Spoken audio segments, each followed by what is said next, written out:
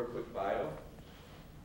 Scott Carter is Chief Life Science Officer for the Detroit Zoological Society, part of a 5-member executive team responsible for leadership, strategy, and implementation of the Zoological Society's mission, a graduate of Southwestern College in Winsfield, Kansas, and Wichita State University. He spent 30 years working in zoos, caring for animals, developing programs to advance animal welfare and conservation, and helping to develop and implement environmental programs. He recently completed a Noyce Leadership Fellowship, a focused leadership development program conducted by the Noyce Foundation in collaboration with the Association of Science Technology Centers and the Institute of Museum and Library Services. As part of the fellowship, he is leading a community-wide effort to assess and advance green literacy in Southeast Michigan. The topic tonight will be sustainable educational outreach. If everybody could give a round of applause for Scott Carter.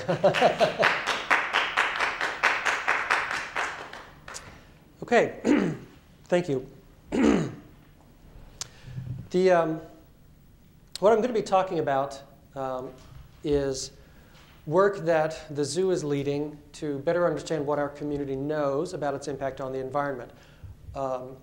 This is something that we're working with Lawrence Tech and a number of other organizations with. But as it's work that we've spent about the last year kind of planning and preparing for, and we haven't gone into the community yet. So what I'm doing is not reporting what we know about the level of green literacy in Southeast Michigan right now. What I'm going to be talking about is work that we're planning to do to know that. So advancing green literacy in Southeast Michigan is what we call the project. Before I talk about that, learning objectives for the session for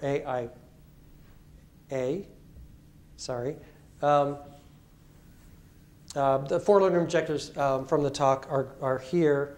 I'm going to talk about,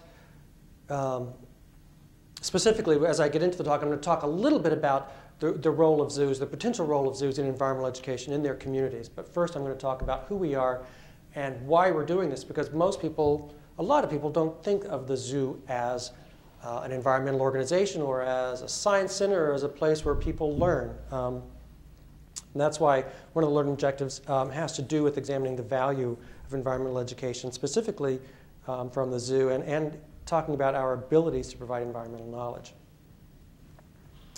The work is called, the point of the work is to understand what our community knows about its impact on the environment. I'm going to talk a little bit later about the definition we've come up with for green literacy, but fundamentally we really want to know what our community knows about its impact on the environment, with the presumption that if we know what our impact is, we can improve our impact. We can, as a community, become less of an impact on our environment. I'm going to talk a little bit first about who we are and why we're doing this work and why it makes total sense that we'd be doing this work. Part of the Detroit Zoological Society mission is, here it's written, but part of our mission has to do with demonstrating progressive resource management, to being an environmental leader in our community. So this kind of work is absolutely key to our mission. About 2 years ago, we developed 7 separate strategic plans, and then we folded them all into a single big strategic approach for the organization. One of those plans is what we call the Green Print. And this is the roadmap for our facilities and for our programs that will let us improve facilities, improve our practices, and also improve our community's environmental knowledge and reduce its impacts. You're going to hear that kind of theme coming through all of this. And then talking a little bit about, again, kind of explaining, and sometimes we feel like we have to explain too much about why the zoo is doing this, but we do get questions about why is the zoo involved in environmental literacy? Why is the zoo involved in environmental work at all? People go to the zoo to see animals and have a good time, and they want to be entertained. But we have about 1.3 million people a year coming through our gates. We have a huge audience. And it's a huge responsibility for us to affect people's attitudes, affect people's behavior for the better, for wildlife, for the environment, for individual animals as well. So some of the things that we do are the fairly traditional things, the kind of the mainstream environmental things, recycling. We provide a million opportunities in the zoo to recycle, and then a lot of messaging about the importance of recycling when you're not at the zoo. Then we also host events for other organizations. Electronic recycling is always very popular. And it's a great way because we can get a lot of attention and focus from the community on something like this, and we can get a lot of people taking advantage of an event like that. Some of the work that we do, we got to go on the tour just now with Don Carpenter and see what's going on the campus at Lawrence Tech, and a lot of those things are very similar to what we're doing. In terms of the work we do, we're moving our operations to a more sustainable structure, I guess, doing things like the hybrid electric solar golf carts. We've replaced all of our golf cart fleet with electric and solar electric carts, replacing some of our equipment that we use all the time this is a propane mower, for example, so we're getting away from using gasoline engines where we can. We have one vehicle at the zoo, not the whole fleet yet, but one vehicle is a hybrid vehicle. Things at the zoo itself, the building that you see there is our education center, and we are in the process of submitting a LEED existing building application. We'll be the first zoo in the country to get an existing building LEED designation if we're successful, and we think we will be. We put in a couple of plug-in stations for people who show up at the zoo with electric cars. They can plug in their cars for free while they're at the zoo. Our main restaurant on grounds is the only Tier 2 green certified restaurant in any zoo. We're very proud of that. And last, we're putting in this year, beginning to put in water bottle refilling stations with the goal of in 3 years not selling bottled water on grounds.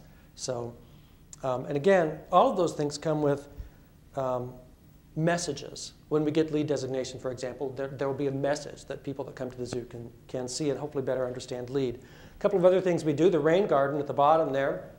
We just saw several rain gardens. I have to say the interpretation that you're doing for the rain gardens here is better than what we're doing, and I'm going to go back and say, you know, I like the format, and we can improve on the interpretation. We just have one rain garden on site now. But the goal is the same. You know, we get over 1 million people a year potentially exposed to this kind of messages.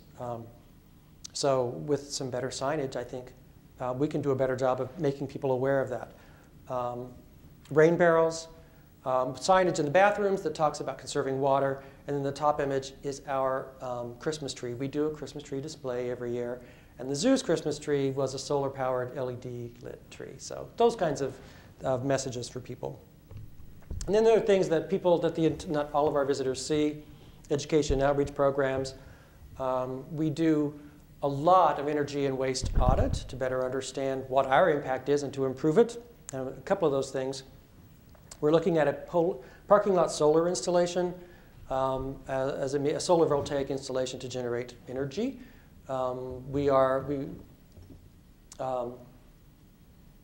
Working in partnership with DTE on this, and it looks like we are going to be able to put in a solar installation, which will be a very cool thing.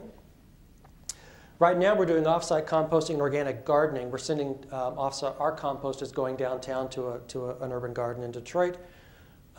As you can imagine, at the zoo, we generate a lot of organic material, and for many years, it just built up on site, and we used it for compost on the grounds.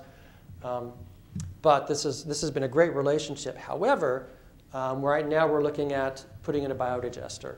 Biodigesters are becoming more economically feasible. It's still not insignificant capital outlay, but we would then be keeping all of our organic waste, which is animal waste, on site and generating methane into I think the system that we're talking about, the methane actually runs like a generator and converts it to electricity. So we are, this year and next year, spending a little over $2 million on an energy efficiency improvement program. And I'm kind of going through all these things. The energy efficiency improvement program is looking at all of our existing buildings and making a number of capital changes to improve our resource use. And then, of course, our master plan. We have a plan for the physical site for the zoo, which is about 85 years old now. And the goal of the master plan is all of our new construction will then be much more energy resourceful than it currently is. Now, we are not saying, with every new building, we talk about LEED, and we look at all the options for designations to demonstrate to people what the importance of this is. Right now, we are planning, we've just begun design on a new penguin habitat. If you've been to the zoo, you've seen penguins. Our penguin facility is about 45 years old, and people love penguins, but it's becoming a less than pleasant experience because the building is permeated by the smell of fish. We actually get a lot of complaints about the smell, and that it doesn't have deep water, and it's not a great viewing experience. And we're planning something that's going to be much, much bigger, much cooler in terms of experience, much cooler in terms of impact, and hopefully engage people so that they're getting the messages that we want to convey about the human-wildlife connection. It's usually the message we try to get across in most. In the case of penguins, it's really climate change and human-caused changes to our environments that are going to affect penguins. But if we want people to get that message, we have to be able to get the message across in a way, and we have to make sure that people are engaged when they come in. And people engage pretty well with penguins. On the downside, when we talk about our resource use, we're talking about a much larger facility, and we're talking about a tremendous energy need because penguins need water. The water needs to be filtered, and the water needs to be very cold. So we are not reducing our energy need when we build a much better place for penguins. We're increasing it. And so we are working very hard to make sure that this impact results in a net zero change. That's the goal. I don't know for sure we're going to hit that, but meaning that we're not going to use any more energy than we currently are using. So, but I'll just talk a little bit about kind of the zoo's environmental and sustainability backbone and why most people don't understand it. Not all of it is out there for people to see, but that's why we feel it's important for us to be doing this kind of work. The zoo is kind of a treasured part of its community, and this is true for many zoos. Most communities value their zoos greatly as a tremendous resource for the community to have someplace cool to go. Take the kids, have a good time, be entertained. Zoos have an obligation to give back. We have a responsibility to our community, not just to entertain people, not just to help save endangered species, but to also be a part of our community, to help move our community forward in terms of its knowledge, in a broad sense, and to where we can make our communities more sustainable, better on the environment, in the end, better for animals. So it all kind of comes back to animals in one way or another, at least for those of us who work with animals. So getting back to the green print, to our strategic plan, this is where the part about part of our green print, one of our green print goals is to help improve our community's environmental knowledge and reduce its impacts. And that takes me back to what the work is that we're doing, advancing green literacy. So the work involved, in a broad sense, in advancing green literacy in Southeast Michigan is forming the relationships with other organizations in our community to develop a comprehensive picture of green literacy. And so that's where we have gone out. We have relationships, long-standing relationships with a number of organizations like Lawrence Tech, other academic organizations, other green organizations. And so we want to kind of bring everybody together and find the organizations already working in our community that we don't know about, so that we can all work together and hopefully work more effectively to understand what our community knows. Once we know what our community knows, we and the other partner organizations can develop programs to fill the gaps. We presume there will be gaps in knowledge. We believe our community could be more green than it is. And so we believe that knowing this will let us develop good programs to fill those gaps. And we want to make sure we do it in a way that is systematic and repeatable so that we can assess our progress at some point down the road, 5 years, whatever that window is. We can go back and repeat this, and we can figure out what impact we have had and chart our progress and improve it. I mentioned earlier we're going to talk about how we define green literacy. I'm going to talk a little bit later about who the group is and kind of what we've done. But one of the first things the group did was figure out what our definition of green literacy is. Now, I have to say that I'm a bit of a semantic purist, and I really don't like the word literacy when we talk about knowledge, because by definition, being literate doesn't mean that you don't have knowledge. Being literate simply means that you can't communicate in writing. You can be illiterate and have knowledge, but this is a phrase that's kind of fallen into fashion, and so we're going to continue to use it, but I do cringe every time I talk about our green literacy. Because what we want to know is, what does our community know? What does our community understand? We don't really want to know what it communicates. But I always have to get that kind of disclaimer out there when I talk about green literacy. In the process, we wanted to identify who the partners were, identify who the people working in our community are, so we can bring everybody together. We wanted to define our community. We wanted to look at what work is out there, what has been done that might serve as a model for what we want to do, or what work is going on in the community already that we need to be aware of. We need to identify what our assessment tools are. What are we going to go? How are we going to learn? How are we going to understand what our community knows? And starting with the first, our process of reaching out to the partner organizations. There are currently 53 partner organizations, and this came about in a sort of iterative process where we started with the organizations we know about, reaching out to the people we know about, and through them reaching out to the people we don't know about, the organizations we don't know about.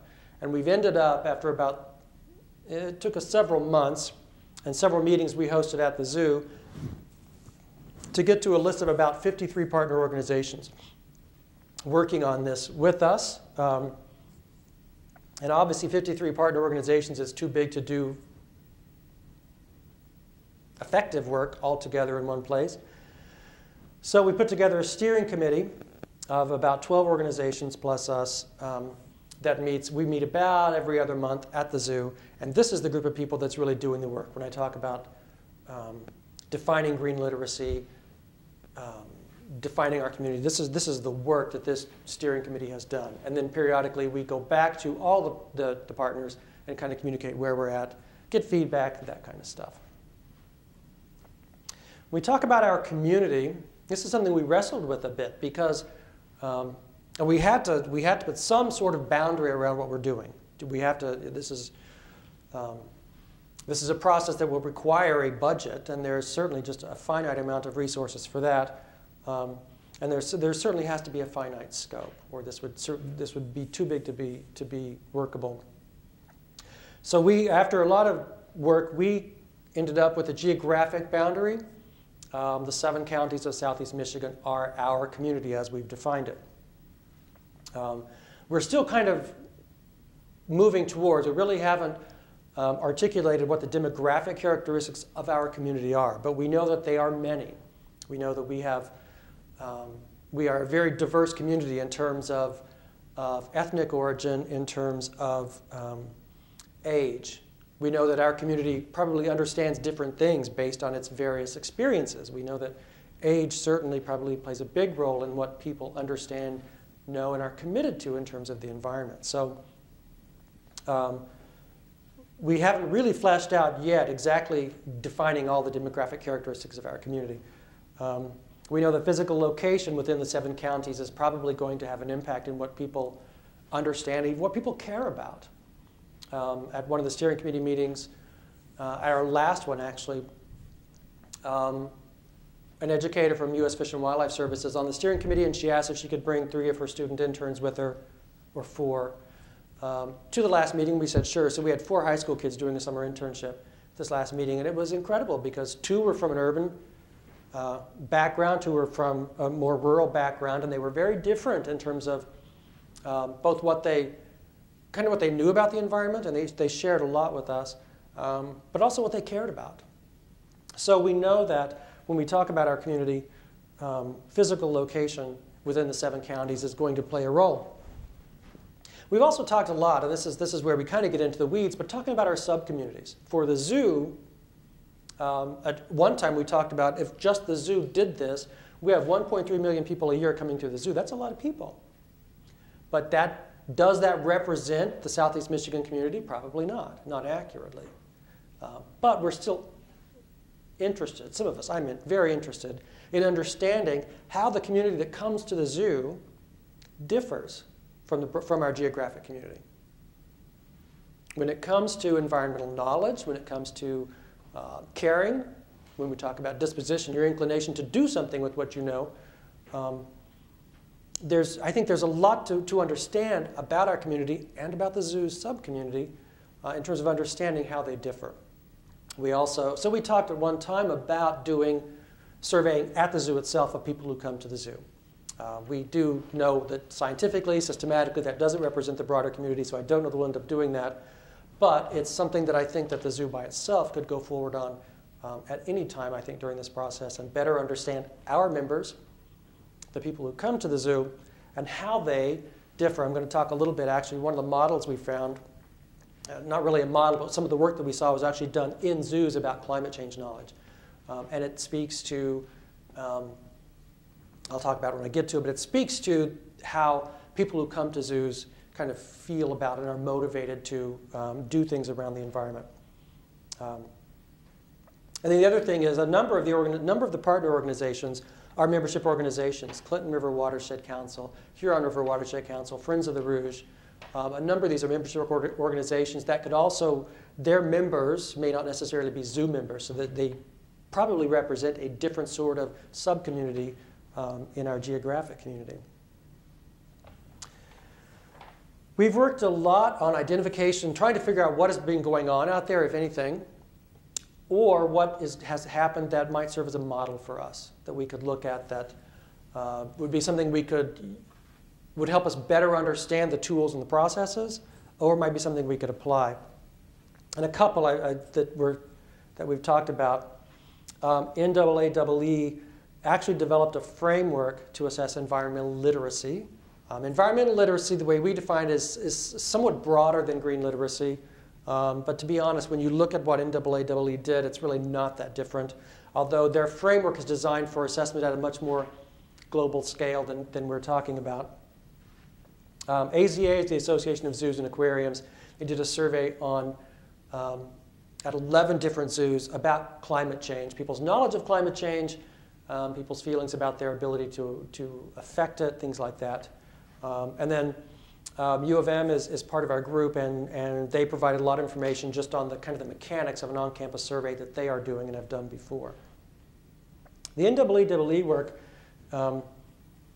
they actually came up with a definition of an environmentally literate person, but what I like about this, what really captures it, is the question, the fundamental question that underpins all of their work, their framework, is: to what degree do targeted populations have the knowledge, skills, dispositions, and behaviors to make decisions and act on environmental issues?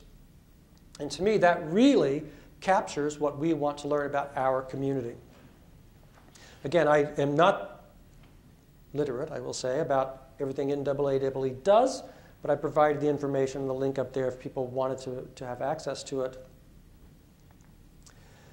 The AZA survey, what do zoos? And again, this is relevant just to us, so this is a little self-serving, but in terms of the zoo as a part of this community and as a sub-community possibly within it, it was interesting to us to look at what the zoo did when it surveyed, looking just at attitudes and behaviors around climate change, and especially wanting to know, do people who go to zoos and aquariums feel differently? Are they more engaged? We believe we're engaging people. We believe we're making a difference. We believe that we're affecting people's attitudes and behaviors.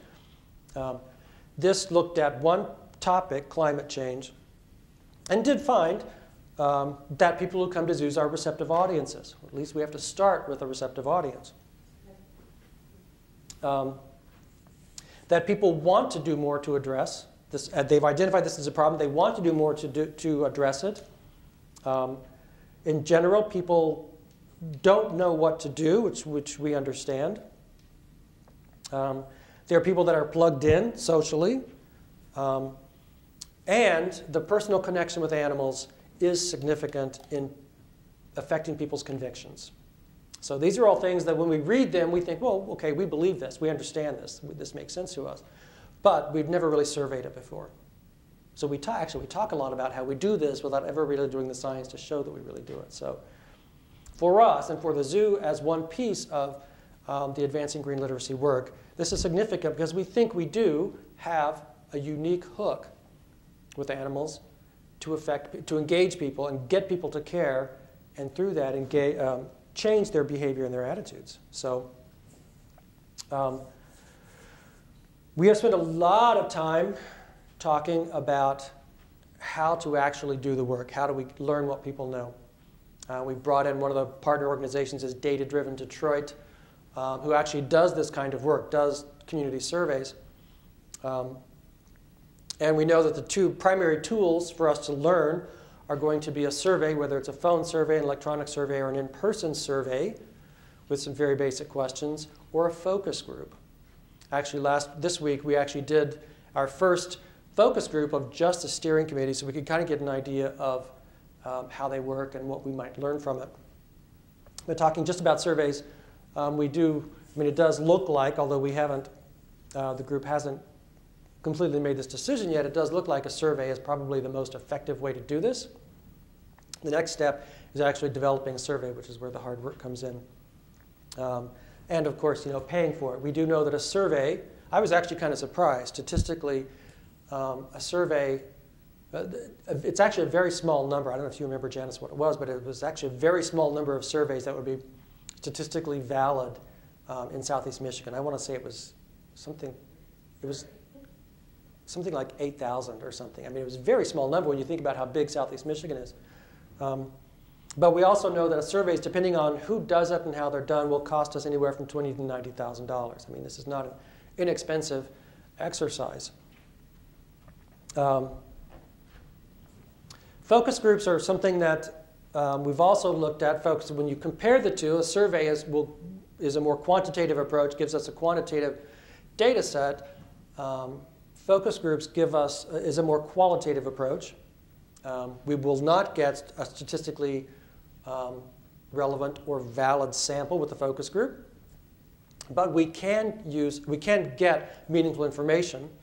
I'm hesitant to use the word anecdotal information, but meaningful information that is not intended to represent our entire community. But what we're thinking about is actually using focus groups to help us articulate the questions for the broadest questions for the survey, which we think is going to be helpful. We think is going to be worth the expense. Actually, the zoo in our Ford Education Center, we actually have a room that was built. One of our meetings was built to be used as a focus room. So we have one-way glass and all the fundamental things that you have to do for a focus group we could do there. What I didn't realize about focus groups is that people are usually paid to take part. I always thought, if I got asked to be in a focus group, it would be kind of a cool thing. But we have to provide incentives. We have to pay a professional person to run the focus group, to write the report. So focus groups are not inexpensive. But we are thinking that this is probably the best way for us to dive into this, because we didn't really find that somebody had done this kind of work at this scale in Southeast Michigan before. So over the past year, we've been working. The full group has met twice. Doesn't seem like very much. We're trying to get 53 organizations together. It's not an easy thing to do. And the steering committee meets about every other month. And we're very, very grateful to have all the committed people on the steering committee who are attending these meetings and helping us get the work done. We just conducted our first internal focus group, which I have to say was interesting and a little baffling, but at the end it made total sense, and I think it is a good tool for us to use. As I kind of wrap this up, we plan to be in the community with surveys and probably focus groups by December or January of this year. That's still our goal. It's taken us much longer to get here than we thought it would. And that may be still too ambitious, but that's still our goal. And we'd like to have a survey assessment done and a report out to our community, and whatever that looks like, in May. So this is my wrap-up slide before we get to questions. But this is the foundation, and this is the drive that is going to keep this project going. We believe that this is one of the more important community outreach roles and functions we can have as an organization. We think that this has been a great way to bring together everybody working in our community. For us, it's been really helpful to work with organizations we've never worked with before who understand better what the zoo does, beyond, a place to bring your kids and have a good time. So, as part of continuing education, I'm happy to take questions from both of you. Are you going to come back and do a follow-up of what you found? I would imagine, yes. We would probably follow up in a format like this as one way of doing it, yeah. And if I'm back here next year, and we still haven't been in the community yet with our survey, I don't know, my talk may be a little different. Well, I've been on data-driven Detroit, so I'd like to see what you come up with as a visual format to express that information. Yeah, see, this is, for those of us who don't think like that, who don't think, this has been one of the most challenging things to understand.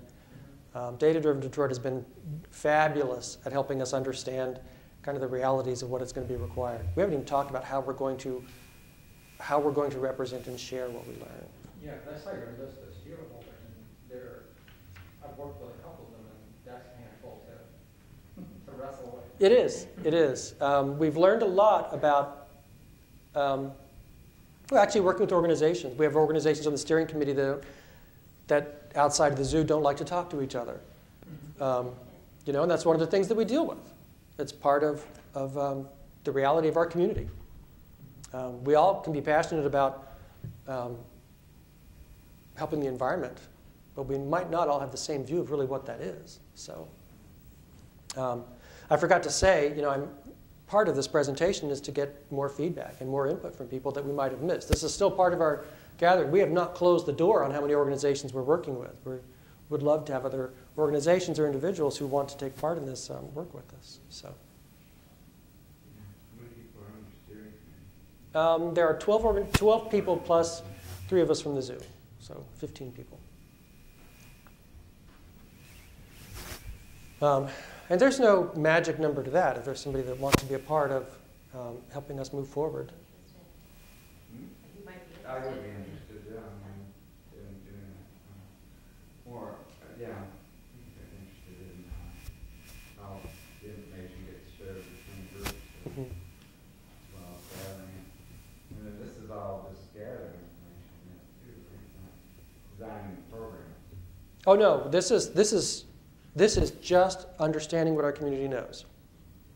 We have to do this before we can, because a number of us already have programs. This is a way for us to fill gaps with programs, but that's not a part of what we're doing here. And it's easy for us, in the focus group we did that, to start focusing on developing programs, and we have to keep going, no, we're not there yet. Is there discussion in here about, question about resource sharing between the groups, in terms of not only defining what people know, what the literacy level is, but there's a way that all as a group have different pieces of the puzzle, these different community groups that they serve, and to integrate them requires a sort of a different approach. In other words, like all the different groups are in different silos, and part of what you're trying to do is to merge the information and extract the information from those different silos in a way that's relevant to the bigger question. Yes, and that's been what we've been doing. Once we get a survey out, then we've moved beyond the silos. I think what the group has done for the last year is deal with the silos. And we've learned a lot. I think a number of groups have learned a lot about, both in terms of from information sharing and also from better understanding the people you're working with. But there has been, and this gets back to the original question about the diversity of groups, even on the steering committee. We've wrestled a couple of times with issues, not necessarily silo issues people don't want to share, but it's more just real differences in the organizations and not always, we don't always want to assume the best. Sometimes passion turns to zeal, and it's not always very constructive. So, if I understood your question right, I think that's. Yeah, it wasn't really. We're definitely affected by it. It's about process. You're talking about how people work together. Yeah. And actually, I would say, I don't know, Janice, you may want to comment on this. I think it's been great working with the different groups. I've gotten to widen my range of who I know, what organizations, and see what other organizations are doing, and that's very enlightening. And I think it helps. Like, for example, you coming here and seeing what we're doing at Lawrence Tech, and you've already mentioned things that you want to bring back to the zoo, but us going to the zoo and seeing some of the things that you're doing helps us focus on what to do. Even though the goal for the whole group is to assess the literacy, it has the side effect of also helping you to improve your program. It does, but it also improves your relationships. I mean, it brought, both of those. it brings up, it forms new relationships you didn't have before, and it strengthens others. I mean, we had groups that we've never even heard of, with Detroiters for Environmental Justice. I mean, we didn't know they even existed. Right. That's a big sidebar from the project that you're undertaking. Yes. The literacy question, assessing literacy, and it's absolutely valuable. It's not the reason we do it, but it's definitely a valuable outcome. The zoo is really, and this is something I think the groups have felt, is the zoo really is a community center that people can come together in and can come together around. In this case, it's the different groups working. This is a total sidebar point, but we work with a museums consultant, a museums leader, internationally on some programmatic stuff and some executive leadership stuff. But she has worked all over the world in museums, and her interest has always been in the cultural use of a museum or a science center or a zoo in different countries. And in the Middle East especially, in Israel, the zoo is one of the few places where all the different cultures feel it's safe to go. So it's kind of this unique place where everybody can go and they don't worry about, they realize that there's a lot of different people there and they don't worry about it. We're a little microcosm of that in this work we're doing, because organizations that would normally have no reason to talk to each other or who actually have animosity towards each other can come and work together on this one initiative. And an outcome, I believe, is a very important outcome, is it helps to develop relationships. We're not going to change organizations that are going to be fundamentally in disagreement with others, but we think that this is a great way for others in our community to strengthen their own relationships. Sounds like the whole project has been one about process for you. So far it has, yes. It's been very enjoyable. I think I've learned a great deal. I didn't know that much about surveys and focus groups and that sort of a side thing, but I think it was been very educational to be involved in that, besides being able to interface with all these different people and groups. Yeah. I've enjoyed it very much. There's been some frustration from some that we're not moving faster, but I think it's been important for us to really understand what it is we're trying to do. Well, that's interesting. Then you're approaching a point where it turns from the action to application theory, right? You're going to come up with the survey or the focus groups and have it implemented. And then what are you going to do with that information? Well, the zoo is going to use it to improve our own programs. It's going to be made available to all the partner organizations to do the same if that's what they want to do with it. And then we will disseminate the information in conferences like this. Mm-hmm. We also do, we do interpretation on grounds, and we do, media releases on various things. We have a number of different avenues that we share information through, but I couldn't tell you what they're all going to be for this. I'm just saying it's a different phase for you. Mm-hmm. So. It's been a very positive experience, I just wanted to say, for me personally. And Okay. I think it's very positive for all of the organizations. We did get, at the beginning, we had a number of organizations who would come to the meeting and then go, they didn't come across as cynical, but they were definitely restrained in terms of their enthusiasm, and would ask the question, I don't understand why the zoo would want to do this. And that's one of the points I try to get across. When I talk to groups about what we're doing, I think I always have to start by saying why the zoo is doing this. Let's take care of that and move on. The zoo provides some common ground in different countries where everybody can go to the zoo. Everybody can get, interested in that, and that's what was great about being able to bring all the organizations together. It does work the same way for the organizations, yes. Right, but any one of those organizations, especially depending on the politics of that particular organization, would not have the success in bringing so many different groups together. And that's where the beauty is with the zoo. No, I think you're right. So I that's true. want to personally thank you, for starting. Oh, well, thank you. I think that most of the groups, I guess it's that the difference between how much of an educational component each group sees itself as having as its function.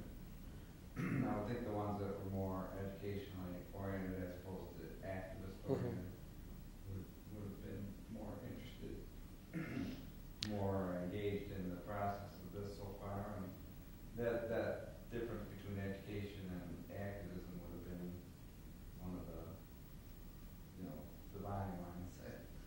Yeah, I hadn't really thought about it that way, but I think you're right. But I think the more activist-oriented organizations want the information to inform their activism, or to. There's certainly value to. Yeah, I mean, I think they see real value to actually doing the survey and learning what we know. But I hadn't thought about it that way before, but yeah, probably for a different reason. A different implementation of what they're going to do with that information.